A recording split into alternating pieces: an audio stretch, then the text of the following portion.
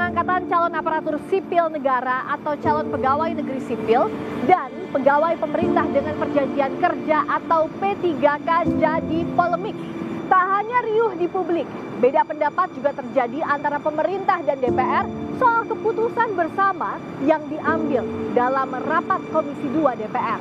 Lalu apa solusi nyata terhadap para CPNS dan P3K yang menunggu kejelasan status mereka? Lengkapnya dalam ulasan Istana bersama saya, Friska Clarissa.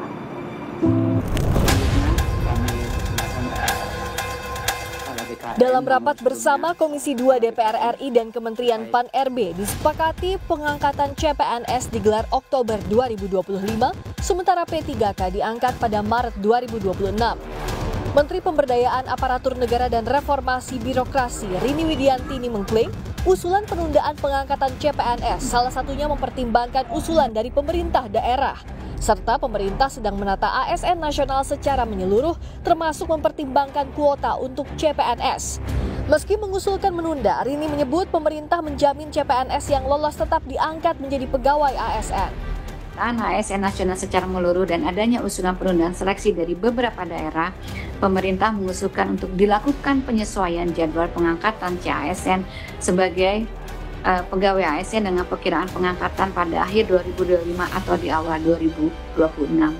Memastikan bagi pelamar yang telah mengikuti dan dinyatakan lulus selesai CASN tetap diangkat sebagai pegawai ASN. Melalui 64 ini mungkin percepatan CPNS P3K, Kementerian menyelesaikan penyelesaian CPNS dan P3K untuk formasi 2024 ini Pak, pada bulan Oktober 2024. Coba kita makan tuh redaksinya tuh. Iya kan, formasi 2024. 2024 kan? Iya. Ya. Lagi tambahan Bu? Cukup Pak. Gelombang protes pun terjadi di sejumlah daerah.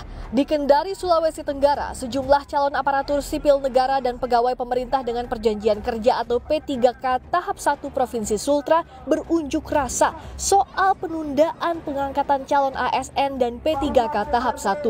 Dalam aksinya, massa menggelar orasi dan membakar ban bekas di jalan depan XMTQ Kendari.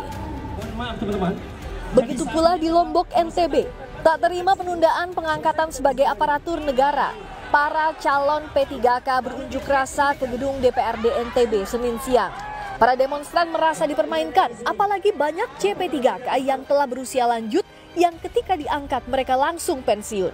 Nah, itu kami rasa itu kerugian buat kawan-kawan.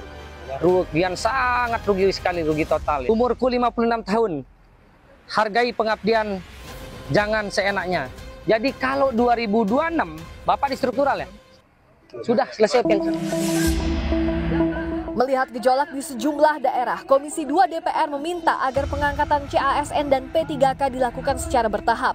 DPR mengklaim Kementerian PAN-RB salah tafsir terkait putusan penundaan pengangkatan CPNS.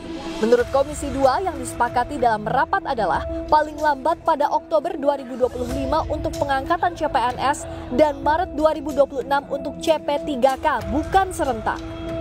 Ya berangsur saja bagi instansi atau bagi daerah yang memang sudah tuntas pemberkasannya dan sudah ada keluar perteknya dari BKN, ya diangkat aja dulu. Gitu. Dasar hukumnya apa untuk mengangkat? Kan kalau untuk pengangkatan CPNS ini kan butuh dasar hukum yang jelas begitu. Kalau bisa ya berangsur. Oh, sebenarnya kan undang-undang sudah ada ya kan, undang-undang ASN terakhir 20/2003, lalu peraturan menteri, keputusan menteri, ya, termasuk keputusan kepala BKN itu tahapannya kan sudah ada semua. Terakhir akhirnya mereka memutuskan atas dasar pemahaman mereka terhadap kesepakatan kita itu seperti itu. Nah, menurut kita ini kan banyak juga calon PNS maksud saya, itu kan yang sudah nggak bekerja lagi karena berharap betul 1 April atau 1 Mei mereka bisa terima. Menanggapi penolakan keras para calon ASN di sejumlah tempat, Menpan RB Rini Widiantini menjawab singkat telah melaporkan penundaan pengangkatan CASN dan P3K kepada Presiden Prabowo Subianto. CASN dong Bu, jadinya gimana Bu? Keputusan dari Presiden gimana Bu? Akan dilapor Presiden. Tapi gimana sih Bu? Tadi dengan presiden. Tadi ngomongnya sekolah rakyat. Nah, Ya. tapi untuk CSN sempat dilaporkan nggak Bu? Ya sudah dilaporkan, nanti akan ada. Ya, Mbak. Presiden ya. Sementara Guru Besar IPDN yang juga Dirjen Otonomi Daerah Kemendagri 2010-2014 Johermansyah Johan mendorong pemerintah segera mengangkat CPNS dan CP3K tanpa penundaan agar tidak berdampak bagi para calon PNS dan P3K secara pribadi dan institusi. Tadi kan kita sudah sama-sama dengar Komisi 2 lewat Pak Zul mengumumkakan bahwa batas akhir itu untuk pengangkatan Oktober bagi CPNS dan batas akhir pula pengangkatan untuk CP3K. Ya, harusnya ini yang dipegang sebagai pedoman dan patokan oleh Menpan RB. Kalau enggak, ini Menpan RB ini cara kerjanya amatiran nih Pak Zul.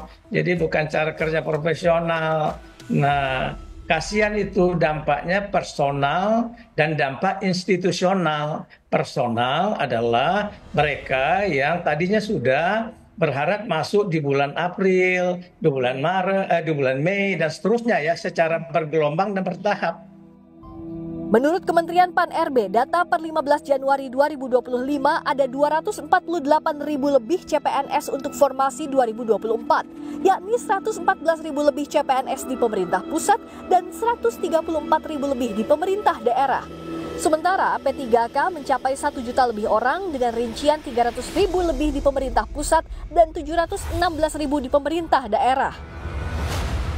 Jika pemerintah tetap menunda pengangkatan CPNS dan P3K, maka total 1,2 juta orang CPNS dan CP3K akan berstatus pengangguran hingga Oktober 2025 dan Maret 2026.